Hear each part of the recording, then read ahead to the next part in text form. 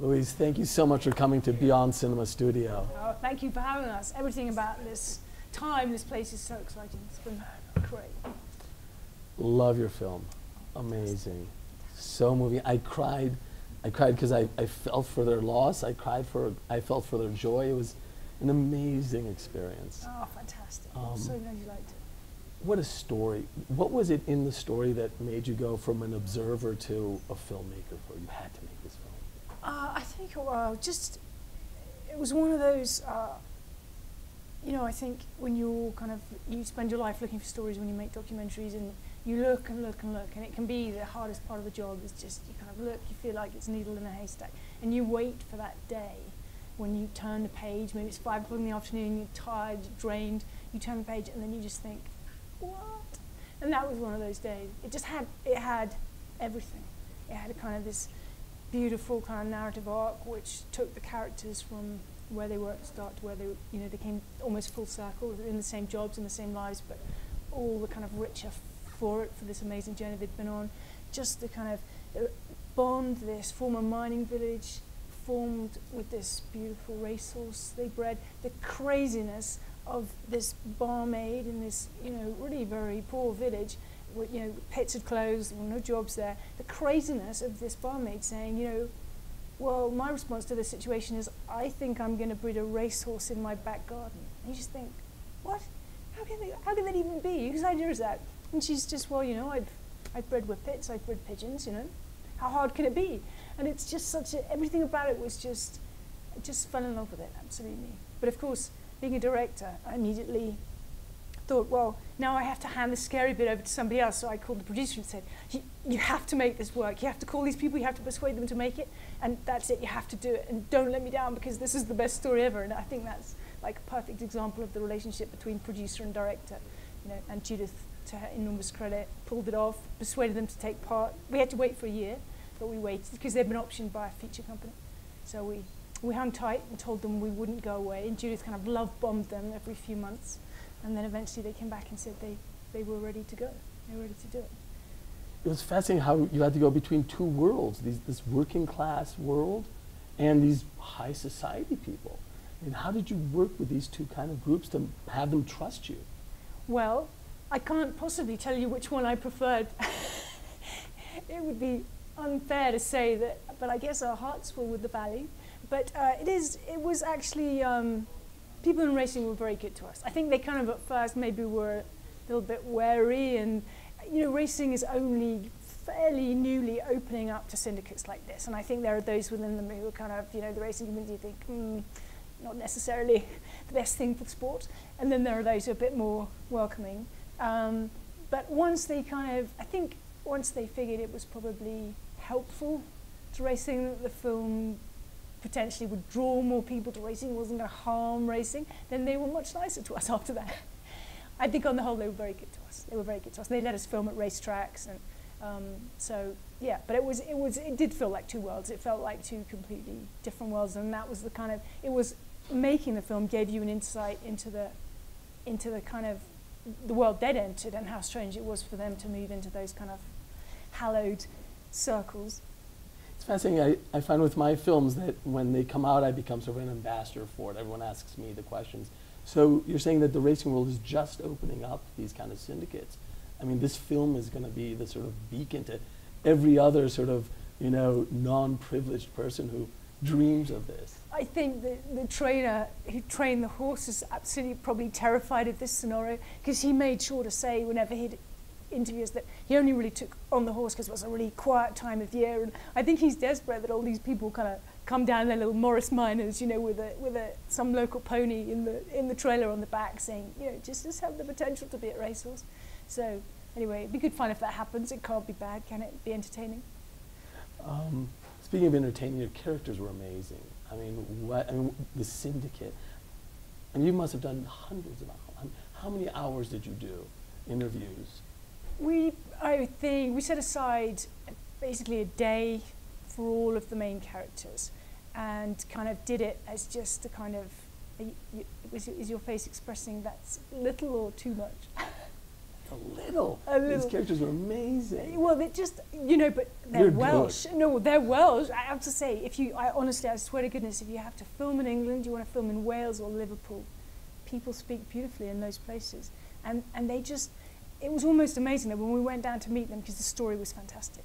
And then you think, well, you know, we'll get down there and they'll all be accountants in suits or something. Do you know what I mean? Somewhere this will fall apart. And then you get down there and there's Daisy with his missing teeth and tattoos, and Jan was fantastic. And they all just spoke with such kind of honesty and emotion, and it was, it was fantastic. So they poured it out, and then we went back and did some audio pickup interviews, just kind of, and I guess all the time we were all getting to know them better and better and better and better, so you can kind of go a little bit even deeper and that kind of audio thing. Well, I find when I make my films, I have an idea of what it's going to be. Then I'm just endlessly surprised as you go on the journey. Can you tell me something about some of the things that surprised you? Well, yeah, that's interesting. I guess I would say with this, probably, I think the hardest thing about the film is that it's a past tense story. And so you're kind of looking down at the timeline, and you've got a few little photographs and a little bit of home movie and then a few races and then this. And so basically I went and found an editor who I thought had the greatest amount of talent and stamina that I could possibly think of. His name is Joby G. He's standing behind us wearing a large peacock shirt. And it's, you know, it really is a collaboration to do a past tense story, because every single day is hard. It's kind of, it's a blank canvas. You know, there's no lovely observational sequence where you can just like stick in 4 minutes and it just unfolds and things happen. Everything is starting from scratch, trying to build it. And just getting the balance right of kind of, we had to do some, I hate the word reconstruction, what do you want? You got illustrative material involving people. And we used the locals to do that, but again, the balance of that, you know, kind of how much, how little, how much we want to see the people, how much we really want to make it quite abstract and illustrative.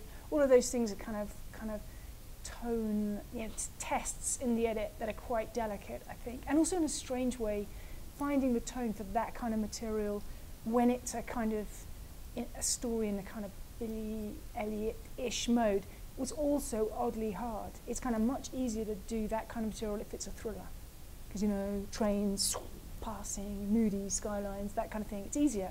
When you're trying to be light-hearted, it's difficult.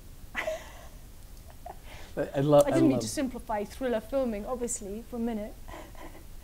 I love the movies, the way you set up, you know, the life of just, you know, ordinary working people, and then sort of the nobility. It was fascinating. Another question was, I was thinking, in terms of have you shown the film to them? I mean, these people were quite famous before you ever got to them. Well, they had kind of been in the news at the time, so they were all there, you know, Horsewoman of Asda in the newspaper and all of that, and then it all kind of died away.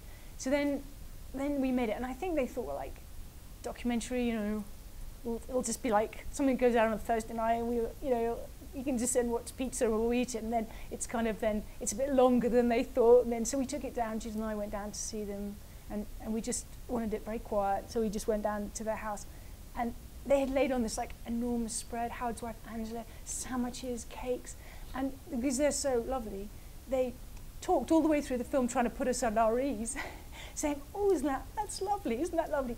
We will never know what they actually thought of the film because they're so polite. They just said, oh, it's lovely, it's lovely. So I hope they love it, but they're so polite. They just spent the whole day trying to make us feel good about the film. So they're lovely people. They're really good people. Did you show to the sort of the racing class of people, No. to the trainers? No, but I think you can, you know, for me, there are contributors that require a film to be shown to them before it's released, and there are those that I don't think necessarily do. Having said that, we have kind of told, for example, Johnson White, the assistant trainer who's quite moved in it, Judith has talked him through how he's played in the film, so I don't think anybody's going to get any surprises. So. There's a final question, though. I could ask you, we could sit there and chat all afternoon. What other films, what other subjects, what other sort of stories that really grab you that you want to do? I guess for me, the thing that kind of always makes a story just leap off the page is like if I'm moved by it, and I can see just layers in it, and ideally moved and with also funny or some kind of way that you can play shadow and light in it and layers. And I guess I'm kind of drawn weirdly to also to slightly to sort of adventure and wilderness things, but that's just a sort of personal fetish of mine that I should set to one side. But yeah, pretty much anything that I feel is about kind of, I guess what I love most is people who are kind of struggling to express themselves or find their voice in life or find their way in life or kind of survive in quite extreme circumstances, be it financial or ocean or whatever. It's kind of, I love those kind of very human struggles which are kind of universal. So that's what I love doing. Dr. Kors, you did an absolutely brilliant job. Oh, Welcome to so much. Sundance. Thank you. All the best with the film. Thank you so much. Pleasure. Thank you. Thank you very much.